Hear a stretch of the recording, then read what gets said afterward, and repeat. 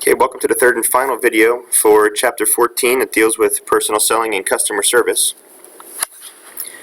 This chart is just going to be a continuation from the end of the previous video, where it's just a visualization for the three different types of payment or reimbursement for employees. This just illustrates that straight salary is simple to understand and administer. It's the same regardless of sales. It doesn't change based upon sales. Commission is more complicated, but can add some flexibility because as sales volume increases, the total selling expense increases at a faster rate for a straight commission.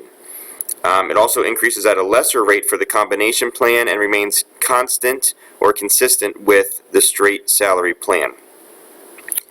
Combination plan includes some salary and some commission. That's why it doesn't go up as fast as straight commission, but also does not stay the same as straight salary.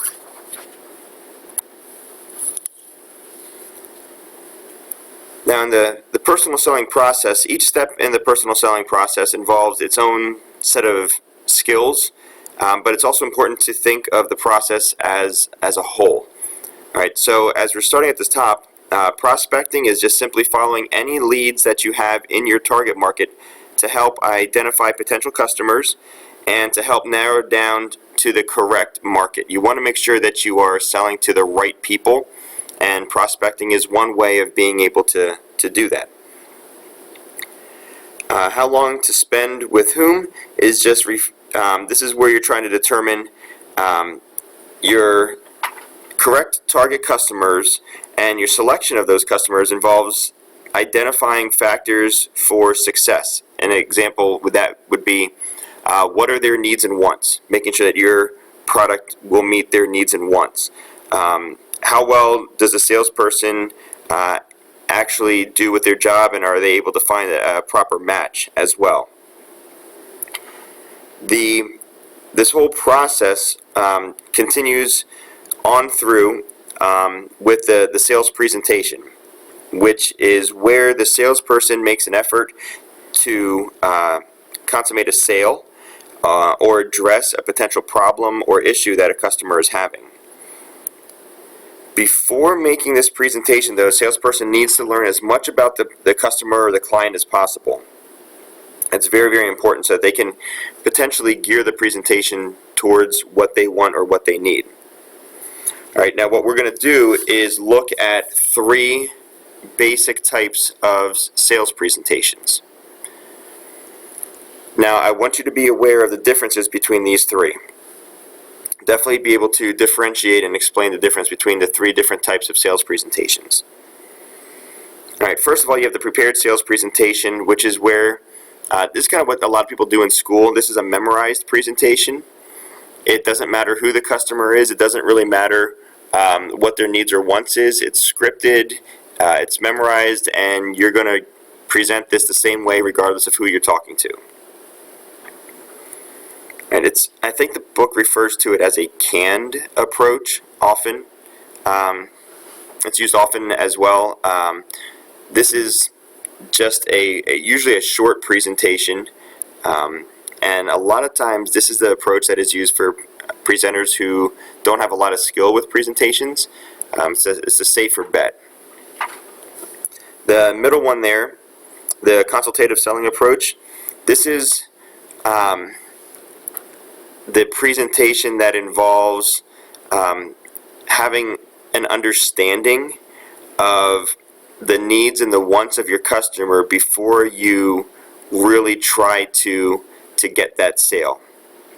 All right, this is a presentation approach that builds on the marketing concept. And the way that this works is you'll have just generic opening, an opening that might be scripted, might be prepared. But after that, you as a salesperson will start asking questions to this customer, listen carefully to their answers, and that will give you the unique needs and wants that this customer will have. And then at that, you are now acting as a consultant, okay? And you are meeting with them to try to satisfy the needs and wants. The last one is selling formula approach. And it starts with a rehearsed presentation. Okay, it starts with that prepared approach, but as you are going through this presentation, you are going to be paying close attention to the customer. How are they reacting to what you were saying and what you were doing and what you're offering? You're going to allow them to ask questions and be a participant during the course of the presentation. Right? This is kind of like a combination of the two previous approaches. All right, checking your knowledge. A seller of asset management services specializes in marketing his services to people connected with the publishing business, such as authors, book distributors, and bookstore owners. He often gets leads by scanning newspapers and magazines looking for new authors whose books are favorably reviewed. This searching takes place in the blank stage of the personal selling process. Okay, well, when you're searching, you're prospecting. I'm just thinking of that like the same as when they were searching for gold, same mentality. So it would be D, prospecting. Okay, the key steps in the personal selling process.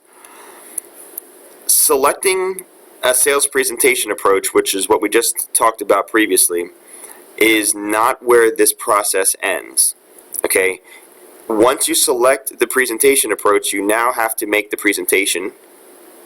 You have to close the sale, and then you also have to follow up after the sale has been done.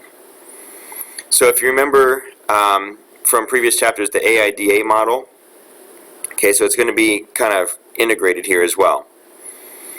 You as a salesperson have to try to generate the attention, the interest, the desire, the action with everything that you're doing here with your presentation. All right, so it's necessary to get the customer's attention at the start of the presentation. It's very important for you to then move to getting the customer to take action to actually close the sale. Okay, so that AIDA model applies to this here as well. The presentation should always end with a close where you ask for the customer's business. You need to know how to close effectively to be a good salesperson. After the presentation, the salesperson should follow up with the hope of acquiring a new customer, or if the customer actually purchases the product, you as a salesperson will need to follow up to maintain and enhance that relationship. All right, you need to keep in contact with these people, whether they purchase, whether they're thinking about purchasing or not. You need to be in contact with them continuously. This process does include the feedback loop. You see that over in the right-hand side in red. Sometimes you as a salesperson might have to go back and start at an earlier stage of the process, kind of go back to step number 1 or 2 or 3. There are some ethical issues that could arise, though, also that you need to be aware of. The biggest one is the honesty and truthfulness of the salesperson. If they are not truthful and honest about what they're selling, then you have major ethical issues arising. Like the Way Incorporated sells standard household items such as cleaners, trash bags, and light bulbs via telemarketing. The products are made or packaged by people who are visually impaired. The company donates a percentage of its sales revenue to organizations that provide services to the blind. The telephone sales presentation emphasizes this fact and the quality of the merchandise. Now here's the important part. The salesperson making the calls reads the same sales script to every potential customer who is called. The only opportunity for the customer to talk comes when the salesperson attempts to close the sale. This is an example of which of the following approaches. That one would be the prepared sales approach, which is letter E. And that ends chapter 14.